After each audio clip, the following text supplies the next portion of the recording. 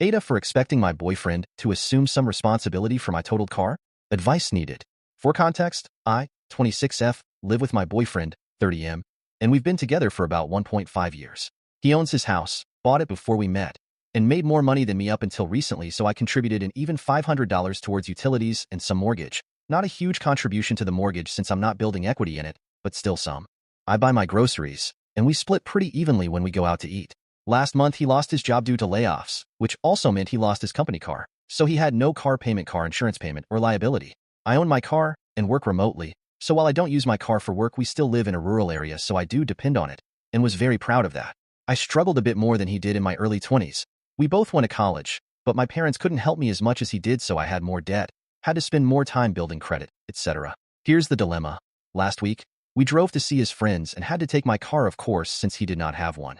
On the way back, he drove and I was in and out of sleep. I drove on the way there. It was dark and rainy, and around 9 p.m. on the highway, he hit a deer going about 77 miles per hour. We were fine, thank God, but my car was totaled. Now, the only reason he didn't immediately buy himself a brand new car after his job loss caused him to lose his company car is that we could use mine while he looked for new jobs. He most likely will get a company car with the new job. So, that's what we did. Now, my car is totaled and 5 days later he has bought himself a nearly brand new car for over $24,000, and I got a measly payout for my insurance on my car that will barely cover the cost of a new car of similar value to the one that was totaled, meaning I will now be back in auto debt. He feels he has no responsibility for this because it was an accident of nature that could happen to anyone. And, while I agree with that part, I am uniquely more disadvantaged in this situation and was set up that way from the start. We would have been driving his company car had he still had it, and if I did not exist in his life, he would have immediately bought the new car after his company car was taken.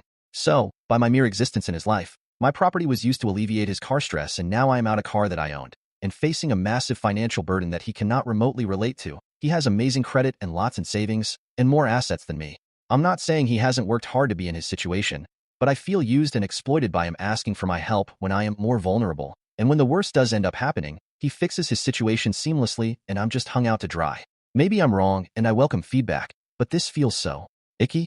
I can't put my finger on it. If you disagree, I welcome that feedback. I hate feeling bitter and resentful towards him. Any perspective helps.